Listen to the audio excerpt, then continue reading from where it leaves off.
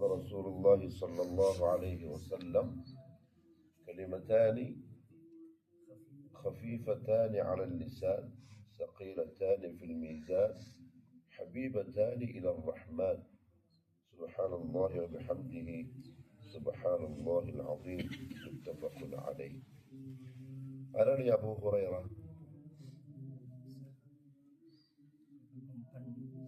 സഹാബിയാണല്ലേ.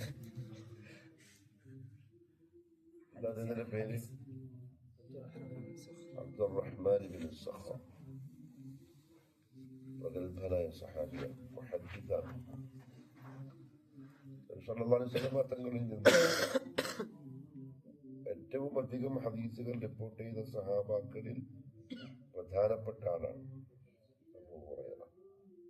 പൂച്ചക്കുട്ടിയുടെ പിതാവ് എന്നാണ് അതിന്റെ അർത്ഥം. അദ്ദേഹം പൂച്ചകളെ വലിയ ഇഷ്ടമാണ്. എപ്പോഴും കൈമേൽ പൂച്ചക്കുട്ടി ഉണ്ടാവും. ഇത് കണ്ടപ്പോൾ നബി സല്ലല്ലാഹു അലൈഹി വസല്ലം വിളിച്ച പേരാണത് അബൂ ഹുറൈറ. അതിന് കുഞ്ഞത്ത് എന്നാ പറയുക.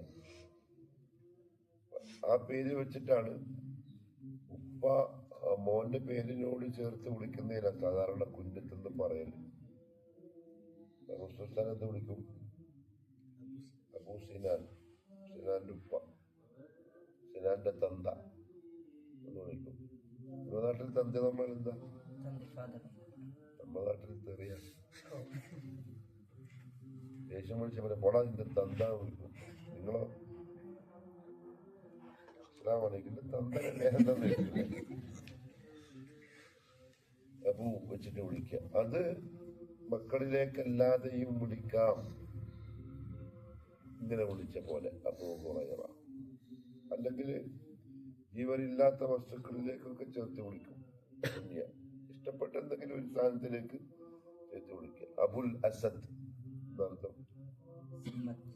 സിംഹത്തിന്റെ ബാപ്പ. അസദ് നാലും മക്കൾക്ക് പേര് വെക്കും ഇല്ല. പക്ഷെ അത് അയാളുടെ സ്വഭാവത്തെ സൂചിപ്പിച്ച് വിളിക്കുന്ന പേരാണ് അബുൽ അസദ്. ഇബ്നു ഹജർ എന്താ? കല്ലിന്റെ മോൻ. എന്തെങ്കിലും അർത്ഥത്തിലേക്ക് ചേർത്ത് വിളിക്കുന്നതാണത്. അപ്പൊ അങ്ങനെല്ലാം വിളിക്കാം. വെറും മക്കളുടെ പേരിലേക്ക് ചേർത്ത് മാത്രം വിളിക്കാനല്ല കുഞ്ഞത്ത്. വസ്തുക്കളിലേക്കൊക്കെ ചേർക്കാം. ഇനി പെൺമക്കളിലേക്ക് ചേർക്കാം. മക്കളില്ലെങ്കിലും ഇഷ്ടപ്പെട്ട പേരുകളിലേക്ക് ചേർക്കാം. അബൂബക്കർ ആരുടെ പേരാ? അബൂബക്കർ സിദ്ദീഖ് റളിയല്ലാഹു അൻഹുവിന്റെ ശരിക്കുള്ള പേര് അബ്ദുള്ള എന്നാണ്. അബ്ദുള്ള. അദ്ദേഹത്തിന്റെ ബാപ്പ അദ്ദേഹത്തിനോടുള്ള ഒരു ഇഷ്ടം കൊണ്ട് വിളിച്ച പേരാണ് അബൂബക്കർ. ബക്കർ എന്ന് പറഞ്ഞിട്ടുള്ള മോൻ അബൂ സിദ്ദീഖിനില്ല. ബക്കർ എന്ന് പറഞ്ഞ സിംഹം നടത്താം. അങ്ങനെ വിളിക്കാം. അബൂ ഹഫ്സ് ആരുടെ കുഞ്ഞത്ത? ഉമർ റളിയല്ലാഹു അൻഹു. ഹഫ്സ് എന്ന് പറയുന്ന ഒരു മോൻ ഖുർആനിലില്ല. പക്ഷെ ഒരു മോനുണ്ട്. എന്താ പേര്? ഹഫ്സ. പിന്നെ ആയിഷ റളിയല്ലാഹു അൻഹ കുഞ്ഞത്ത് എന്താ? Umm Abdullah. ആയിഷ ബീവിക്ക് മക്കളില്ലല്ലോ. പക്ഷെ അബ്ദുള്ള എന്നുള്ള പേരിനോട് ഭയങ്കര ഇഷ്ടമാണ്. അതുകൊണ്ടാണ് അങ്ങനെ വിളിച്ചത്. അതാണ് കുഞ്ഞത്ത്. അബൂ ഹുറൈറ അതിൽപ്പെട്ടതാണ്. അഫ്ഖറുൽ ഫുഖറായിൽപ്പെട്ട സഹാബിയ. ഫഖീറന്മാരായ പാവങ്ങളായ ദരിദ്രരായ സഹാബാക്കളുടെ കൂട്ടത്തിൽ ഏറ്റവും ദാരിദ്ര്യമുള്ള സഹാബിയായിരുന്നു അബൂ ഹുറൈറ. അഹ്ലുസ്സുഫയുടെ നേതാവാണ്. ഏതാ അഹ്ലുസ്സുഫ? മദീനത്തെ പള്ളിയിൽ ഇപ്പോഴും അതുണ്ട്. അവിടെ പള്ളിയില് നബി സല്ലല്ലാഹു അലൈഹി വസല്ലമയുടെ മെഹ്റാബിന്റെ ബാക്ക് സൈഡിൽ പിന്നെ ഒരു തിട്ട, നിങ്ങൾ പറയ തണ എന്ന് പറയാം, ഒരു സീറ്റ് പോലത്തെ സാധനം.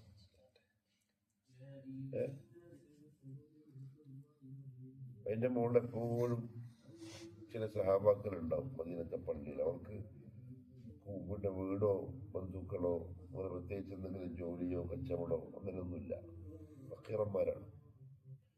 ആരെങ്കിലും എന്തെങ്കിലും കൊടുത്തത് കഴിക്കും, ഇല്ലെങ്കിൽ അവർ പട്ടിണിയായിരിക്കും.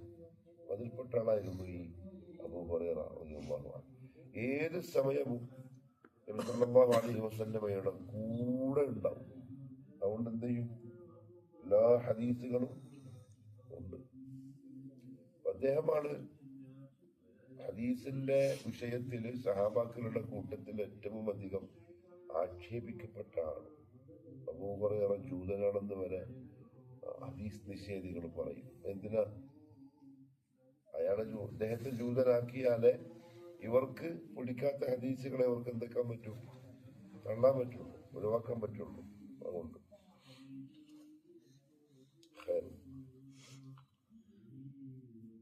أبو هريرة قال قال رسول الله صلى الله عليه وسلم صلى الله عليه وسلم പറഞ്ഞു كلمتان രണ്ട് വാക്കുകൾ. കലിമത്ത് എന്ന് പറഞ്ഞാൽ എന്താ അർത്ഥം? വാക്ക്. കലിമത്താൻ ദ്വിവചനം, തസ്നിയ. രണ്ട് വാക്കുകളുണ്ട്. ഇമാം ബുഖാരി റഹ്മത്തുള്ളാഹി അദ്ദേഹത്തിന്റെ സഹീഹുൽ ബുഖാരിയിലെ ഏറ്റവും അവസാനത്തെ ഹദീസായി റിപ്പോർട്ട് ചെയ്തത് ഈ ഹദീസാണ്. ഏറ്റവും അവസാനം നമ്മൾ സഹീഹുൽ ബുഖാരി പഠിച്ചു കഴിയുമ്പോൾ പോയാൽ നമ്മൾ ലാസ്റ്റ് ഈ ഹദീസ് വായിച്ചു കൊടുക്കും. അപ്പോൾ നമുക്ക് സനദ് തരിക. ബുഖാരിയുടെ ഏറ്റവും ആദ്യത്തെ ഹദീസ് ഏതാ? ഇന്നമൽ അഅ്മാലു ബിന്നിയ്യാത്ത്. ഖാല റസൂലുള്ളാഹി സ്വല്ലല്ലാഹു അലൈഹി വസല്ലം കലിമത്താൻ, രണ്ട് വാചകങ്ങൾ. എന്താണ് ആ വാചകങ്ങളുടെ പ്രത്യേകത? ഖഫീഫത്താൻ, അവ രണ്ടും വളരെ ലഘുവാണ്, ഈസിയാണ്. അലൽ ലിസാൻ, നാവിന്റെ മേൽ. നാവ് കൊണ്ട് വളരെ എളുപ്പത്തിൽ പറയാൻ പറ്റുന്ന രണ്ട് വാക്കുകൾ. ഹദീസ് വെറുതെ കേൾക്കലാവരുത്, അമൽ ചെയ്യാനായിരിക്കണം ഹദീസ് പഠിക്കുന്നത്. ഹദീസ് കേട്ടിട്ടും അത് അമൽ ചെയ്യാതെ വിട്ടുകളയൽ കിബറാണ്. അല്ലാഹുവിന്റെ റസൂലിന്റെ കൽപ്പനയല്ലേ കേൾക്കുന്നത്. നബി സല്ലല്ലാഹു അലൈഹി വസല്ലം തങ്ങൾ ഇങ്ങനെ പറഞ്ഞു എന്നത് എന്തിനാ പറയുന്നത്? ചെയ്യാൻ വേണ്ടിയിട്ടാണ്. എന്നിട്ടും ചെയ്യുന്നില്ലെങ്കിൽ അത് ഡേഞ്ചറാണ്, ശ്രദ്ധിക്കണം. നാവ് കൊണ്ട് വളരെ എളുപ്പത്തിൽ പറയാൻ പറ്റുന്ന രണ്ട് വാക്കുകൾ. രണ്ടാമത്തെ പ്രത്യേകത സഖീലത്താനി, അവ രണ്ടും ഭാരമുള്ളതാണ്, ഹെവിയാണ്. എവിടെ? ഫിൽ മീസാൻ, ത്രാസ്. നാളെ മഹ്ശറിൽ അല്ലാഹു സംവിധാനിച്ചിരിക്കുന്ന ത്രാസ്. ഹബീബത്താനി, അവ രണ്ടും ഏറ്റവും ഇഷ്ടപ്പെട്ടതാണ് ഇലർ റഹ്മാൻ, റഹ്മാനായ അല്ലാഹുവിന്. അപ്പൊ മൂന്ന് വിശേഷണങ്ങളാണ് ഈ കലിമയെ പറ്റി പറഞ്ഞിട്ടുള്ളത്. ഒന്ന് ഖഫീഫത്താനി, നാവ് കൊണ്ട് എളുപ്പത്തിൽ പറയാൻ സാധിക്കും. രണ്ട് സഖീലത്താനി ഫിൽ മീസാൻ, ത്രാസിൽ വളരെ ഭാരം കൂടിയതാണ്. മൂന്ന് ഹബീബത്താനി ഇലർ റഹ്മാൻ, റഹ്മാനായ റബ്ബിന് ഏറ്റവും ഇഷ്ടപ്പെട്ടതുമായ രണ്ട് വാചകങ്ങൾ. സുബ്ഹാനല്ലാഹി വബിഹംദിഹി സുബ്ഹാനല്ലാഹി അൽ അദീം. മുത്തഫഖുൻ അലൈഹി. അദ്കാറുകൾ പലതരത്തിലുണ്ട്, ദിക്റും തസ്ബീഹുകളും ഒക്കെ. മുഖയ്യദും മുത്ലഖും, രണ്ട് വിഭാഗമുണ്ട് ദിക്റുകൾ. മുഖയ്യദ്, മുത്ലഖ്. മുഖയ്യദ് എന്ന് പറഞ്ഞാൽ നബി സല്ലല്ലാഹു അലൈഹി വസല്ലം കൃത്യമായ ഒരു സമയവും എണ്ണവും പറഞ്ഞിട്ട് ചൊല്ലാൻ പറഞ്ഞ ദിക്ർ. നമസ്കാരത്തിന് ശേഷം സുബ്ഹാനല്ലാഹ് എത്രണ്ണം? 33. 10 ഹദീസിലുണ്ട്. പിന്നെ അത് മുഖയ്യദായ ദിക്റാണ്. അത് നിസ്കാരത്തിന് ശേഷം ആ സമയം നബി സല്ലല്ലാഹു അലൈഹി വസല്ലം പറഞ്ഞു തന്നു. എത്രയാണ് എണ്ണമെന്നും പറഞ്ഞു തന്നു. അത് ആ സമയത്ത് അത്ര എണ്ണം തന്നെ പറയണം, മുഖയ്യദായ ദിക്ർ. പിന്നെ അദ്കാറു സ്വബാഹി വൽ മസാ, രാവിലത്തെയും വൈകുന്നേരത്തെയും ദിക്റുകൾ എത്ര പ്രാവശ്യം ഇന്ന സമയത്ത് പറയണം എന്ന് പറഞ്ഞിട്ട് പഠിപ്പിച്ച ദിക്റുകളാണ്. പിന്നെയോ ഉറങ്ങാൻ കിടക്കുമ്പോഴുള്ള ദിക്റുകൾ എന്തൊക്കെയാന്ന് പറഞ്ഞ് മൊബൈൽ നോക്കിയിട്ട് അങ്ങനെ ഉറങ്ങി പോക്കാൻ പറയുന്നില്ല. പിന്നെ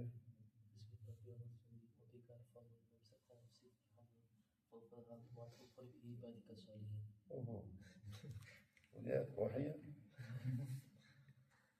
باسمك ربي وضعت جنبي وبك أرفعه نفسي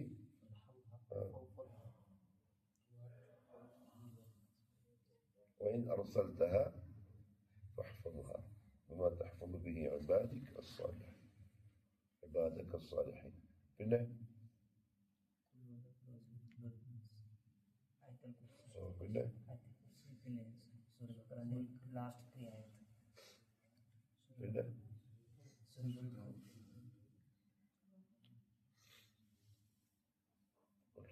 പിന്നെ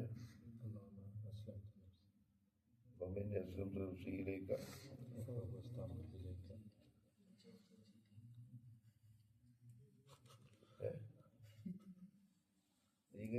ചിരിച്ചിട്ട് ഉറങ്ങല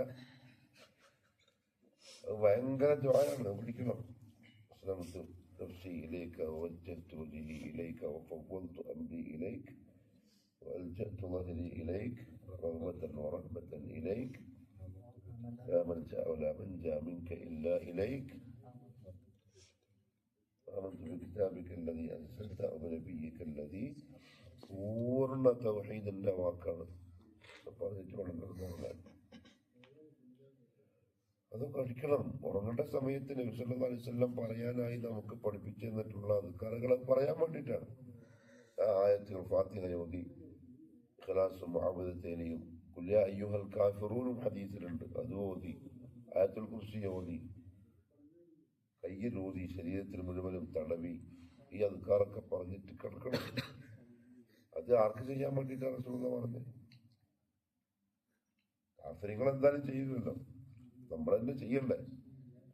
സുന്നത്തുകളെ ജീവിപ്പിക്കാന്ന് പറഞ്ഞാല് ഈസിയായി എല്ലാവരും എപ്പോഴും ചെയ്യുന്ന സുന്നത്തുകൾ ചെയ്യലല്ല. അത് ചെയ്യും നമ്മൾ, ആദ്യത്താണ്.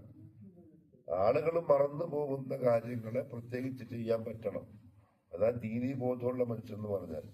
ജനങ്ങള് ഗഫ്ലത്തിലായ കാര്യങ്ങൾ, ജനങ്ങള് അശ്രദ്ധരായി അറിയില്ലാത്തവരായി വിട്ടുകളഞ്ഞ കേസുകളുണ്ടാവും.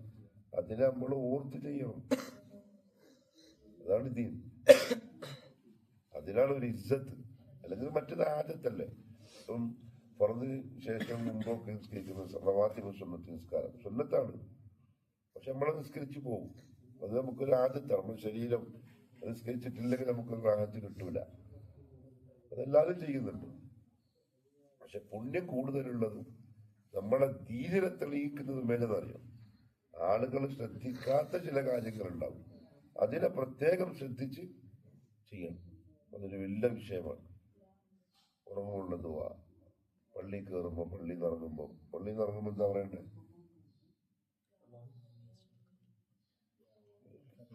കയറുമ്പോ കയറുമ്പോ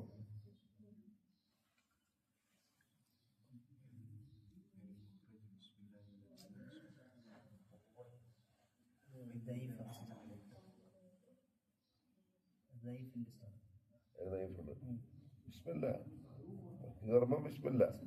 അവർക്ക് ഇറങ്ങുമ്പോ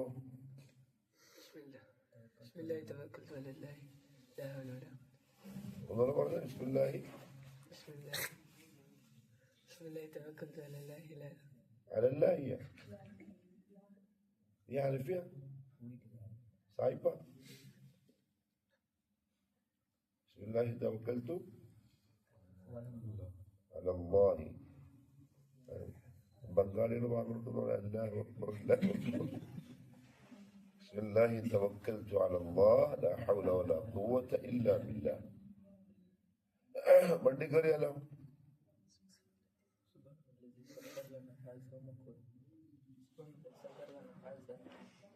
ഓട്ടോറിച്ച് പോയി ഇരിക്കണം, തന്നെ വരും. സുബ്ഹാനല്ലദീ വമാ കുന്നാ പിന്നെ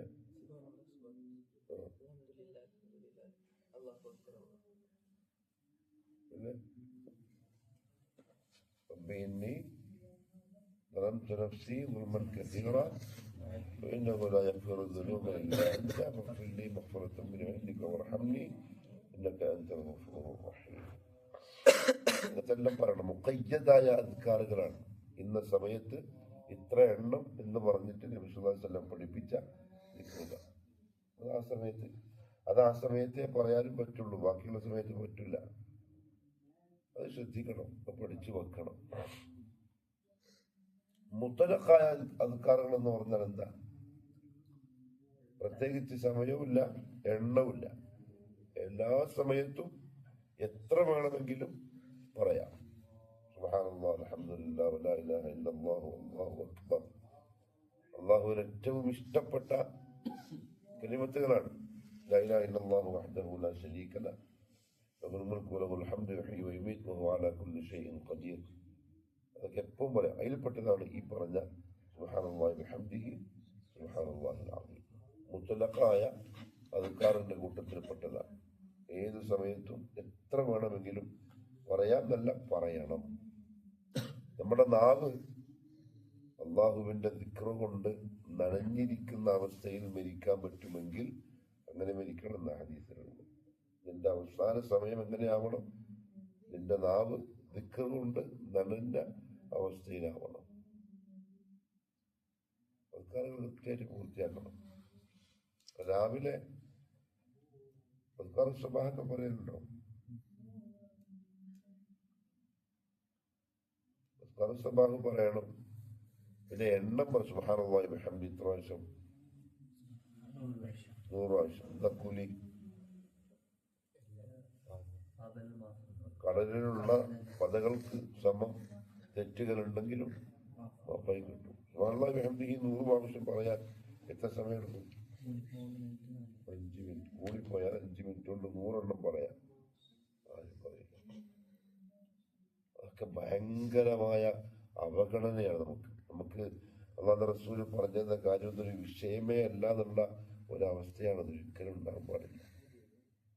5 മിനിറ്റ് മാറ്റി വെക്കാൻ നമുക്ക് ദിക്റിന് വേണ്ടി സാധിക്കുന്നില്ലെങ്കിൽ നമ്മളെ ഈ ജീവിതം കൊണ്ട് എന്താ അർത്ഥമുള്ളത്? ഈ പ്രായം കൊണ്ട് എന്താ അർത്ഥമുള്ളത്?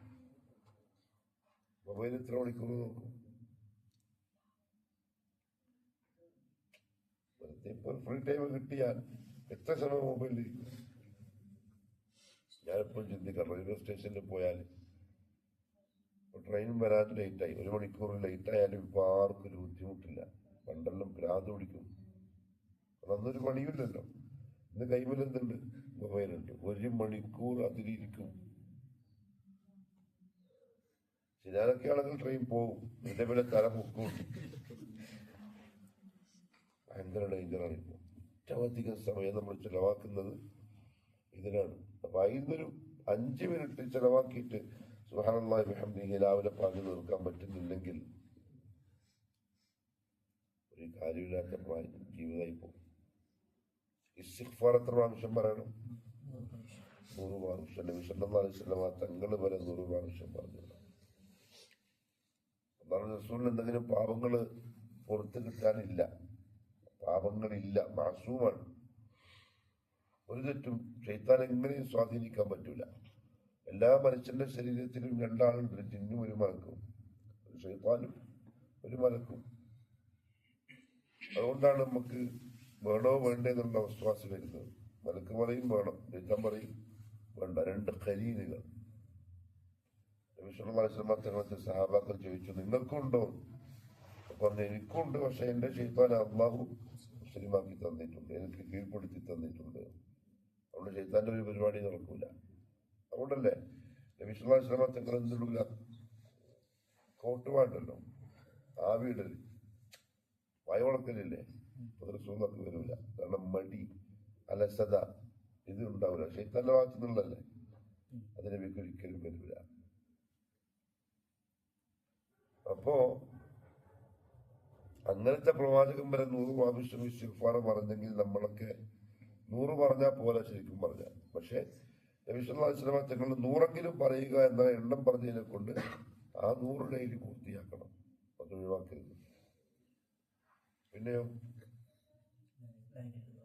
എന്താ കൂലി?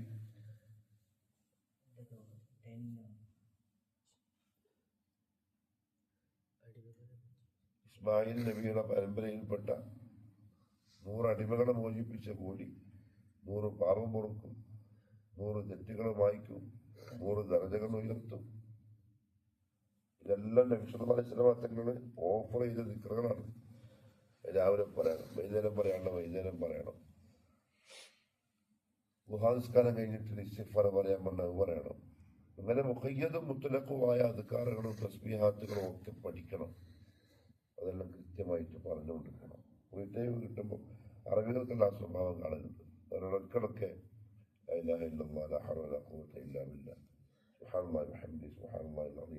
എന്നിങ്ങനെ പറഞ്ഞുകൊണ്ടിരിക്കും. ദിക്ർ ചെല്ലാൻ വേണ്ടിയിട്ട് വുദൂ ചെയ്ത് വിലക്ക് മുന്നിട്ടിരുന്ന് അങ്ങനെയൊന്നുമില്ല. ഖിയാമൻ വഖുഊദൻ വഅലാ ജുനൂബിഹിം, നിന്നും ഇരുന്നും കിടന്നും ഒക്കെ എന്ത് ചെയ്യാം, അത് പറയാം. അത് ശീലിക്കണം, അങ്ങനെ ആവണം. ദിക്റുകൾ പതിവാക്കിയാൽ ശൈത്താന്റെ സമീപനം കുറയും. മനസ്സിലായോ? അല്ലദീ അഊദു ബിറബ്ബിന്നാസ് മലിക്കിന്നാസ് ഇലാഹിന്നാസ് മിൻ ശർരിൽ ഖന്നാസ്. അൽ ഖന്നാസ് എന്താ അർത്ഥം?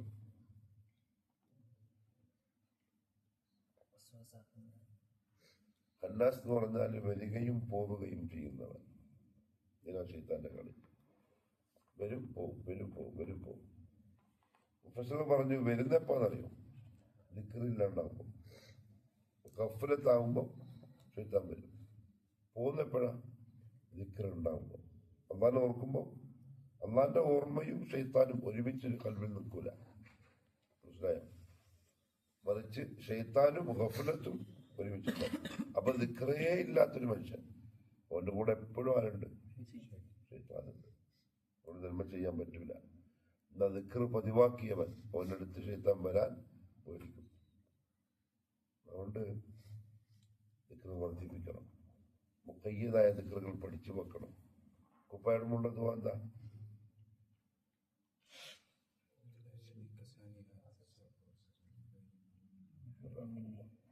പറയണ്ട, അങ്ങനത്തെ കാര്യങ്ങളൊക്കെ പറയണം. അതേപോലെ മുത്തലക്കായ ഇതൊക്കെ എന്ത് ചെയ്യണം? ഇടക്കിടക്കെ ഇങ്ങനെ പറഞ്ഞുകൊണ്ടിരിക്കണം.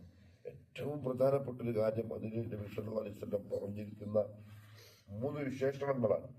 ഖഫീഫത്താനി അലൽ ലിസാൻ എന്ന് പറഞ്ഞ വാക്കിന്റെ ഖഫീഫത്താനി അലൽ ലിസാൻ, വളരെ ഈസി ആയിട്ട് പറയാൻ പറ്റുന്ന 2 വാക്ക്.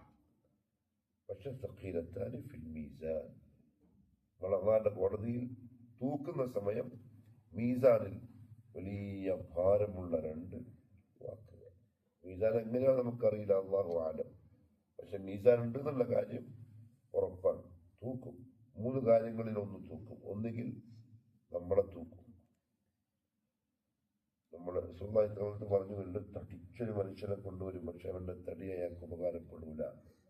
കാരണം തടിയല്ല തൂക്കുന്നത്, പിന്നെയോ ആ തടി കൊണ്ട് ചെയ്ത നന്മകളെയാണ്. ഇവര് മസ്ഊദിന്റെ കാലുകളെ പറ്റി പറഞ്ഞല്ലേ, വലിയ കാലാണെങ്കിലും മീസാനിൽ അഴുമലയേക്കാളും ഭാരമുള്ള കാലായിരിക്കും. ഏതാ കാലത്തിൽ നന്മ ചെയ്തിട്ടുണ്ട് എന്നർത്ഥം. അല്ലെങ്കിൽ നമ്മളെ നന്മകളെ തന്നെ തൂക്കും. അതെങ്ങനെയാ തൂക്കുക?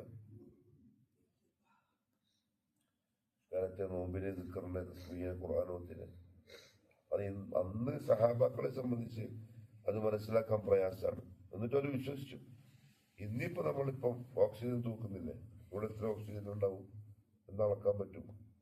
നമുക്ക് കാണാത്ത സ്ഥാനത്തിന് വരെ അളക്കാനുള്ള സംവിധാനങ്ങൾ വന്നു. അപ്പൊ നമുക്കത് പെട്ടെന്ന് മനസ്സിലാക്കാവുന്നേ ഉള്ളൂ. നന്മകളെ തൂക്കും.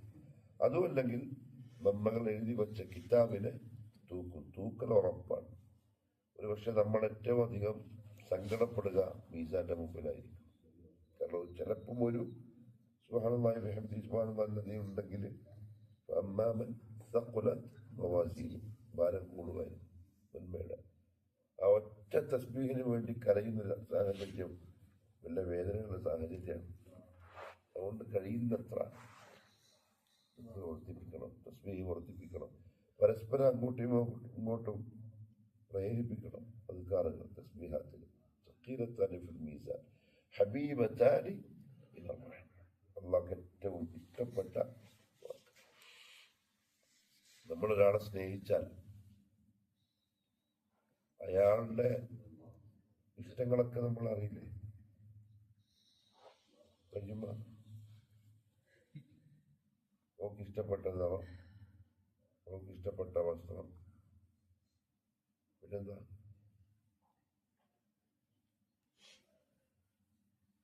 പറയണ കേൾക്കുന്നൊരു പരിചയമില്ലാത്ത പോലെ ഇരിക്കുന്നത്. പറഞ്ഞ ഏറ്റവും ഇഷ്ടപ്പെട്ട വേറെന്താ ചോദിക്കല്? അവൾക്ക് ഇഷ്ടപ്പെട്ട ഫുഡ്, അവൾക്ക് ഇഷ്ടപ്പെട്ട നാട്, അവൾക്ക് ഇഷ്ടപ്പെട്ട വാഹനം, ഇതെല്ലാം നമ്മൾ ചോദിച്ചറിഞ്ഞ് മനസ്സിലാക്കി വെക്കും. കാരണം അത് സ്നേഹത്തിന്റെ ഭാഗമാണ്. അവരെപ്പറ്റി എല്ലാം നമ്മൾ പഠിച്ചു പോകും. അവരുടെ ഇഷ്ടങ്ങളും ഇഷ്ടമില്ലായ്മയും ഒക്കെ അറിഞ്ഞു പോകും. മുഹബത്തിന്റെ ഭാഗമാണ്. അവർക്ക് ഏറ്റവും ഇഷ്ടപ്പെട്ട വർത്തമാനം പറഞ്ഞിട്ട് അവൾ എന്ത് ചെയ്യും? സന്തോഷിപ്പിക്കാൻ ശ്രമിക്കും. എന്താ പറയുന്നത്? അവളെ സന്തോഷിപ്പിക്കാൻ. സ്നേഹത്തിന്റെ ഭാഗമാണ്. കല്യാണം കഴിച്ചതിന് ശേഷം അതൊക്കെ ശ്രദ്ധിക്കണം. ഇപ്പം ശ്രദ്ധിക്കണം തൽക്കാലം. കല്യാണം കഴിഞ്ഞിട്ടാകുമ്പോൾ ഓളെ സന്തോഷിപ്പിക്കാനും ഓളെപ്പോഴും ഒന്ന് ചിരിച്ച മൂടിൽ വെക്കാനും ചില ഡയലോഗെല്ലാം പഠിച്ചു വെക്കണം. ചിലപ്പോൾ മനസ്സിലൊന്നും ഇല്ലെങ്കിലും കുറച്ച് ദാഹമുണ്ടെങ്കിലും ആ ഡയലോഗ് അടിക്കണം. എന്നാലേ കുറച്ച് സമാധാനത്തിൽ ഉറങ്ങാൻ പറ്റുള്ളൂ. അതാണ് പെണ്ണ് എന്ന് പറഞ്ഞ സാധനം. അല്ലാഹു റബ്ബുൽ ഇസ്സത്തിന് ഇഷ്ടപ്പെട്ട വാക്കുകൾ ഇതാണെന്ന് മനസ്സിലാക്കിയാൽ അടിമെന്ത് ചെയ്യണം? അത് പറഞ്ഞോളണം. കാരണം അള്ളാഹ്ക്ക് ഇഷ്ടമുള്ള വാക്ക് പറഞ്ഞുകൊണ്ടിരിക്കുന്നതിന് അള്ളാഹ്ക്ക് എന്താവും? സുബ്ഹാനല്ലാഹ് ബിഹംദിഹി. എന്താ അർത്ഥം? സുബ്ഹാനല്ലാഹ്, അള്ളാഹു എത്ര പരിശുദ്ധനാണ്. ബിഹംദിഹി, എല്ലാ സ്തുതികളും അവനുള്ളതാണ്. സുബ്ഹാനല്ലാഹ്, അള്ളാഹ് എത്ര പരിശുദ്ധനാണ്. അൽ അദീം, ഉന്നതനായ അള്ളാഹ്. അവനെ പുകഴ്ത്തുന്ന അള്ളാഹു ഒന്നും ചെയ്യാൻ തോന്നില്ല. സുബ്ഹാനല്ലാഹി വബിഹംദിഹി, അശ്ഹദു അൻ ലാ ഇലാഹ ഇല്ല